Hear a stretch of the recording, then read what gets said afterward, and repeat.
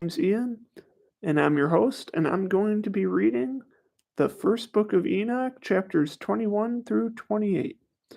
Uh, I am a new YouTuber, and I like to cover the book of Enoch and the other apocryphal books, as well as the whole Bible. So if that interests you, I invite you to like and subscribe for more content like this. Without further ado, let's get on to First Enoch. I'm going to try and share my screen. If someone in the comments can let me know if they can see it, please let me know. But I'm going to try to share my screen so that we can all follow along here.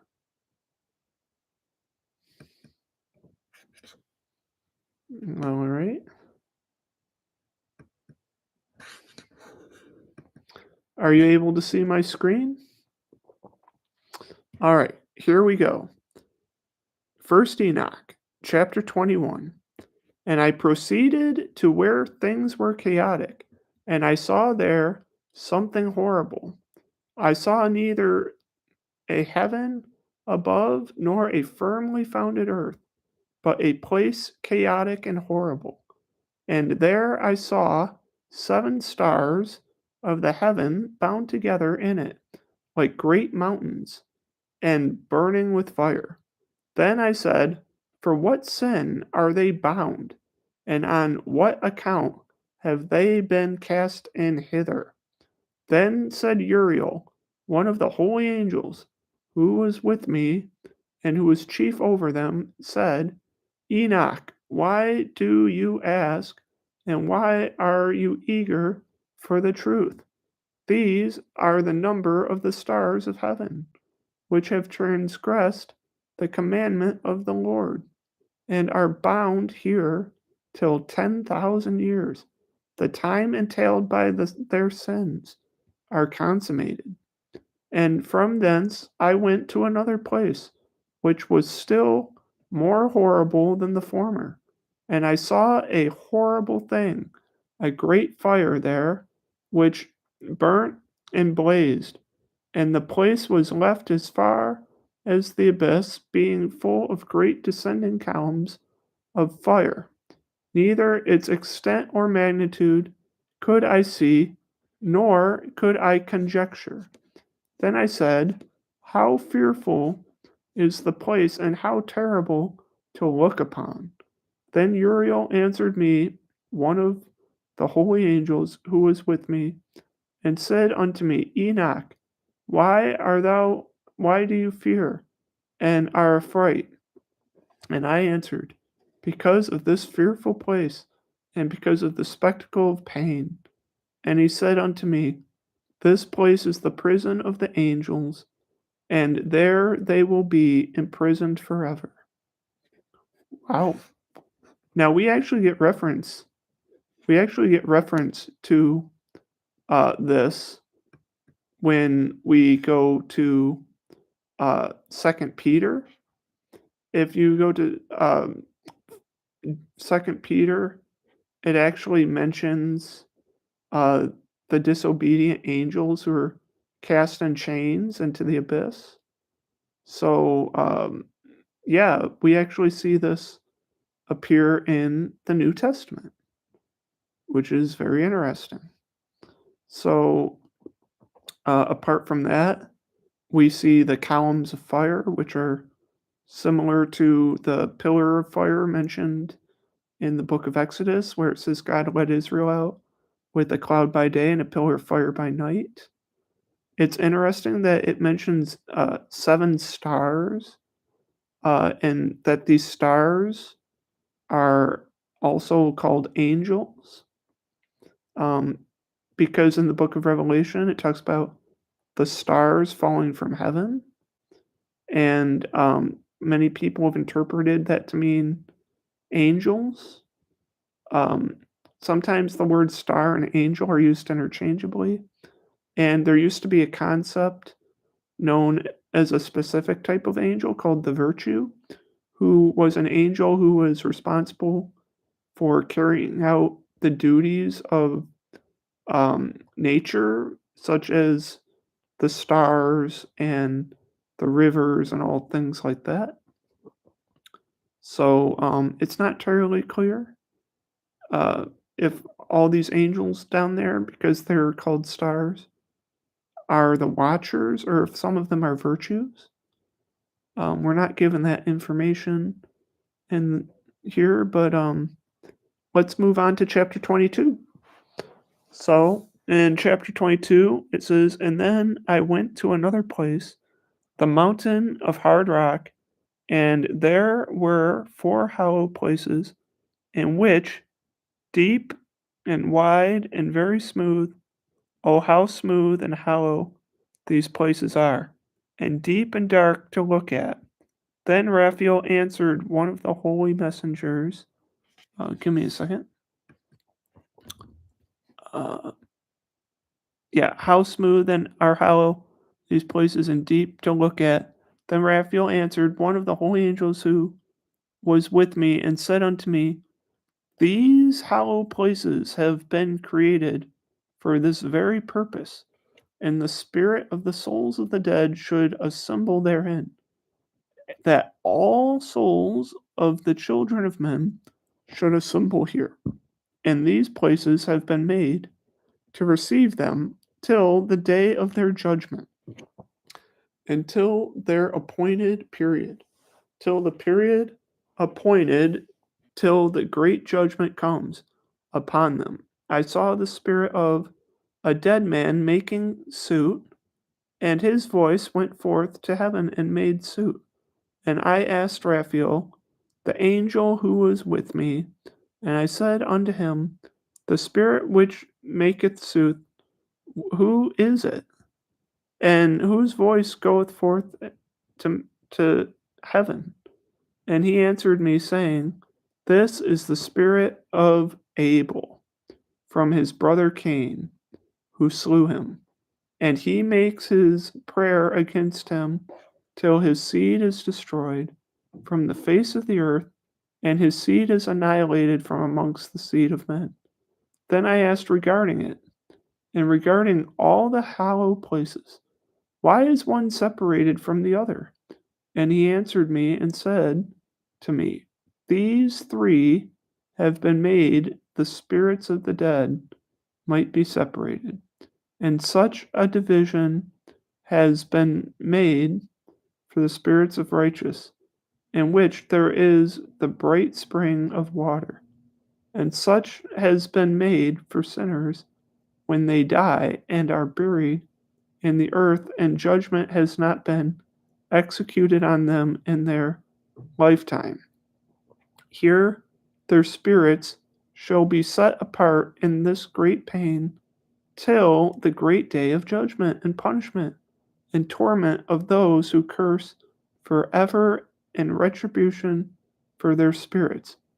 There he shall bind them forever, and such a division has been made for the spirits of those who make their prayer, who ev- wait, was it? Who make disclosure concerning their destruction when they were slain in the days of the sinners.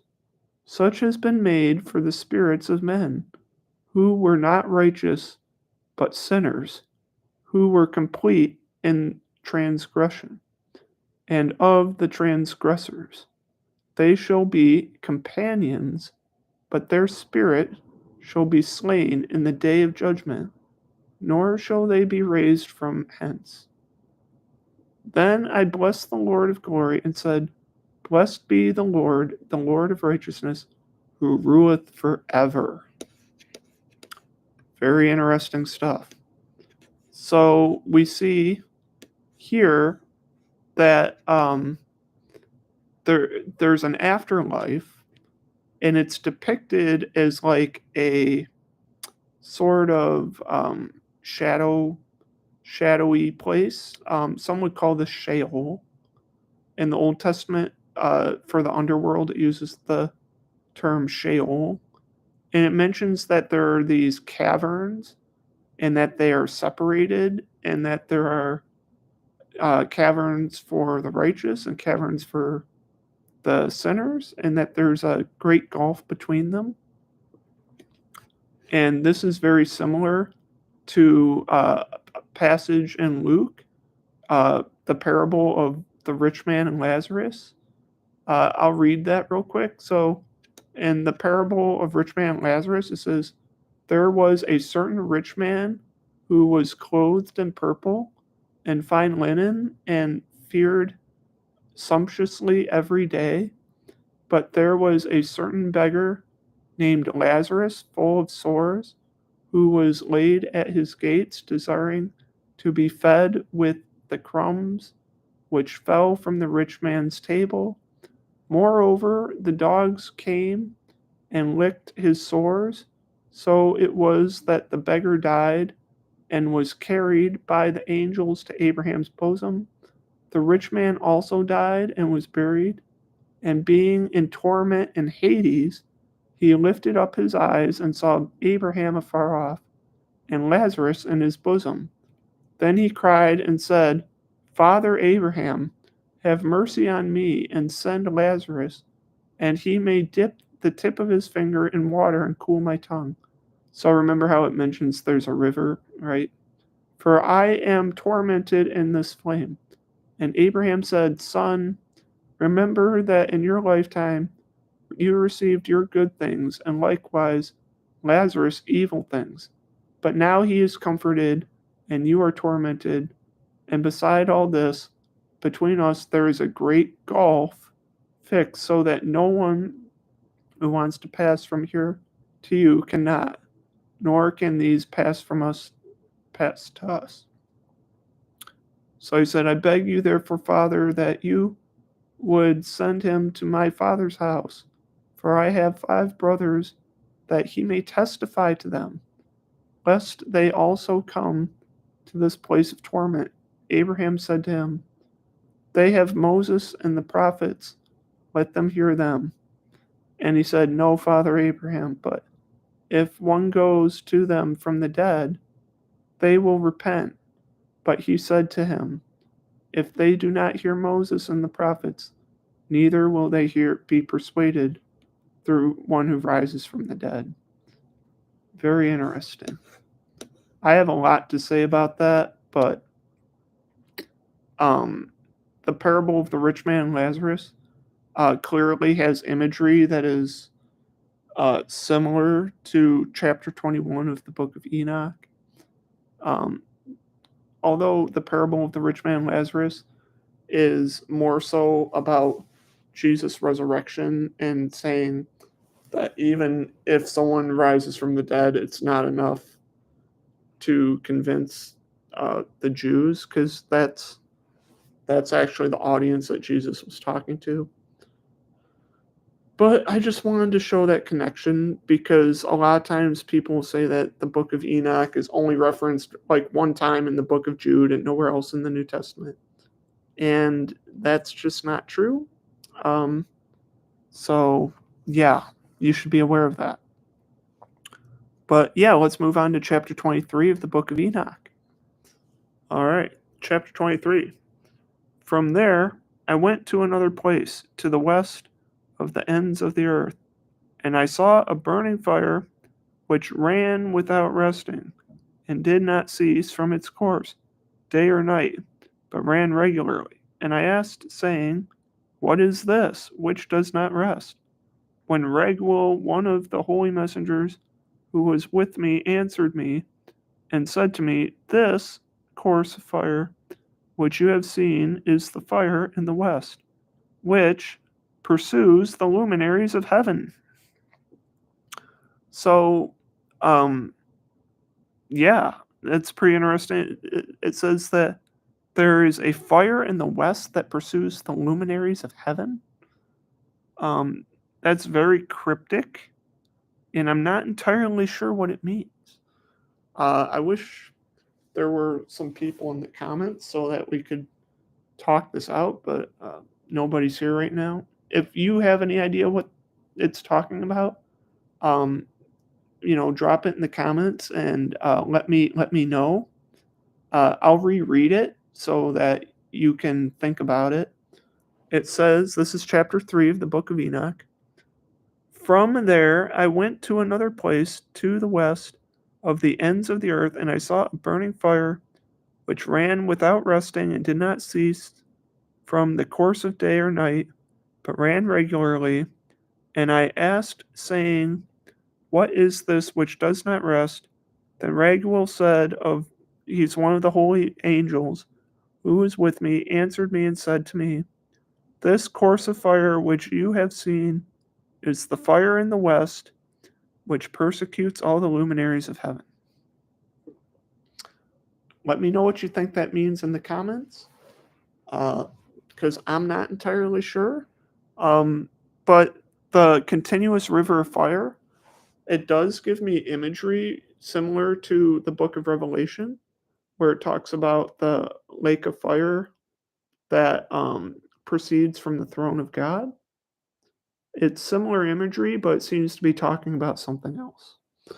So let me know in the comments. All right, let's move on to chapter 24. Chapter 24. And from there I went to another place of the earth, and he showed me a mountain range of fire, which burned day and night. And I went beyond it and saw 7 magnificent mountains, all differing from each other, and the stones thereof were magnificent and beautiful, magnificent as a whole, of glorious appearance and fair exterior. 3 toward the east, 1 founded on the other, and 3 toward the south, 1 on the other, and deep rough ravines. Not one of the mountain was in the midst of these, and it excelled them in height, resembling the seat of a throne, and the fragrant trees encircled the throne, and among them was a tree such as I have never yet smelled, neither was any among them, nor were others like it. It had a fragrance beyond all fragrance, and its leaves and blooms and wood do not wither forever, and its fruit is beautiful, and its fruit resembles the dates of the palm. Then I said, how beautiful and fragrant this tree is, and its leaves are fair, and its blooms are very delightful in appearance. Then Michael, one of the holy and honored messengers who was with me, and he who is their leader, said to me, so now this is chapter 25, Enoch, why do you ask me regarding the fragrance of the tree? And why do you wish to learn the truth? Then I answered him, saying, I wish to know about everything, but especially about this tree. And he answered, saying, this high mountain which you have seen, whose summit is like the throne of God, is his throne, where the Holy One, the Lord of glory, the perpetual King, will sit, when he will come down to visit the earth with goodness. And as for the fragrant tree, no mortal is permitted to touch it until the great judgment, when he will take vengeance on all and bring everything to its consummation forever.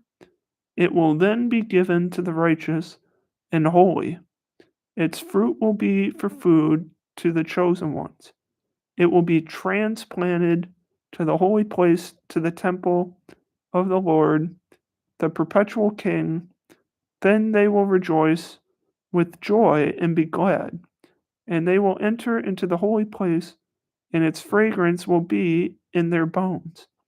And they will live a long life on earth, such as your fathers lived. And in their days no sorrow or plague, or torment or calamity will touch them. Then I bless the God of glory, the perpetual King, who has prepared such things for the righteous, and has created them and promised to give to them. So, Enoch is shown these 7 mountains, each of them are made of precious stones, which is similar to the book of Revelation, where it talks about the New Jerusalem having 12 walls, and each of the walls is made of a different precious stone. And also to the end of the book of Tobit, where it mentions the different, I think, roads, each made of different precious stones. The only difference between the book of Enoch and the book of Tobit and the book of Revelation is that in the book of Tobit and in the book of Revelation, they mention specific stones, where in the book of Enoch, it just says that they're like magnificent precious stones. Um, and in the book of Enoch, it talks about 7 mountains, and the 7th mountain is actually the throne of God.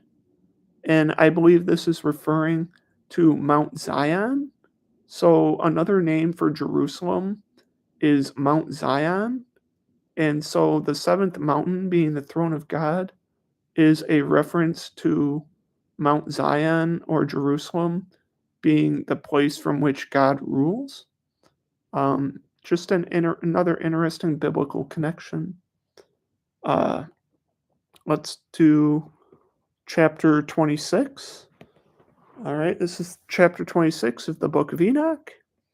And I went from there to the middle of the earth, and I saw a blessed place in which there were trees with branches abiding and blooming. And there I saw a holy mountain, and underneath the mountain to the east there was a stream, and it flowed toward the south. And I saw another mountain higher than this toward the east, and between them a deep and narrow ravine.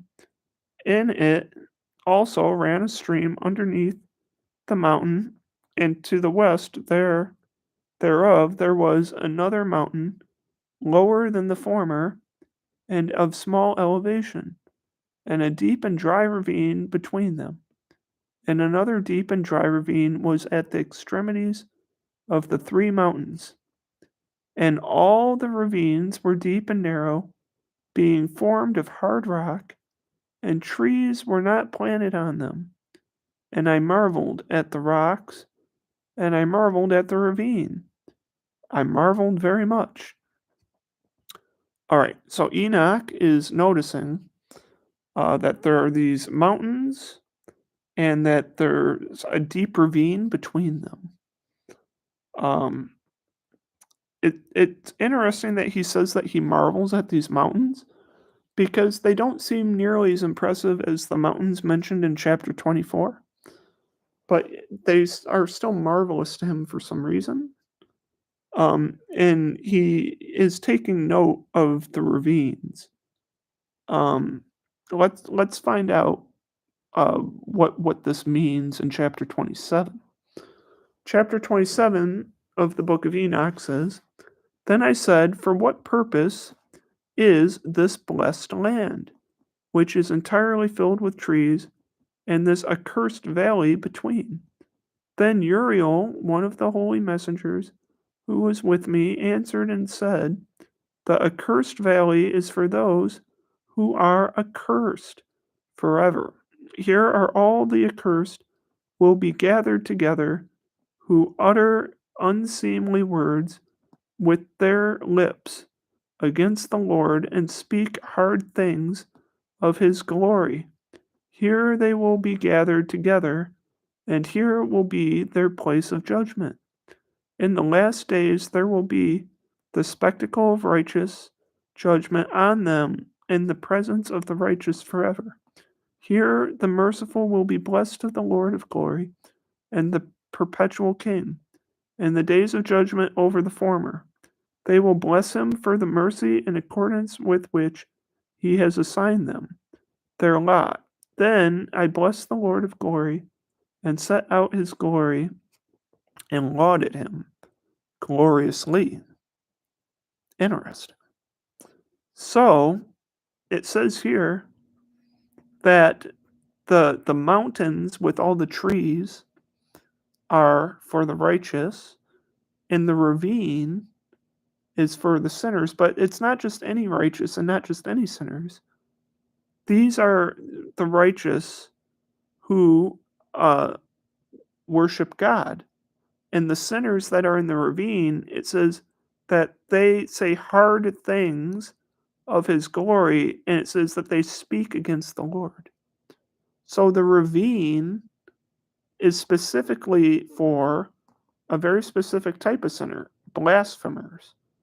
So it's talking about the ravine is the place of the blasphemers, and it says that the righteous are going to watch a spectacle of their judgment in the last days. I just wanted to go back to chapter 26 real quick and just note something. Um, the language where it says, "And in the middle of the earth I saw a blessed place in which there were trees with branches abiding and blooming." Um, this is very similar to language that Jesus uses, I think, in the Gospel of John. Let me um, double check, but I think it's in the Gospel of John where he says, "I am the vine, and you are the branches. Whoever abides in me will bear much fruit." Um, let me see that.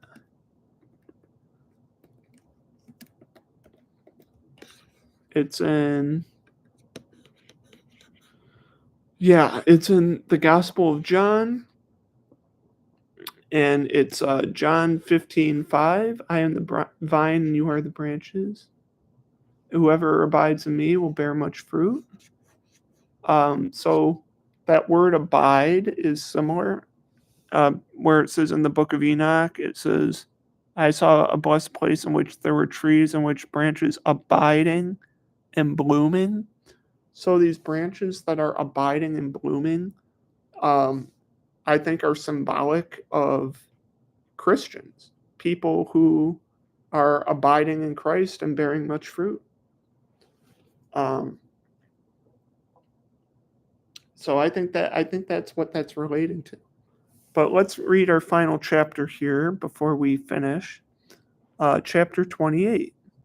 "And then I went toward the east into the midst of the mountain range of the desert, and I saw a wilderness, and it was solitary, full of trees and plants, and water gushed out from above, rushing like a copious watercourse which flowed toward the northwest, and it caused clouds and dew to ascend on every side."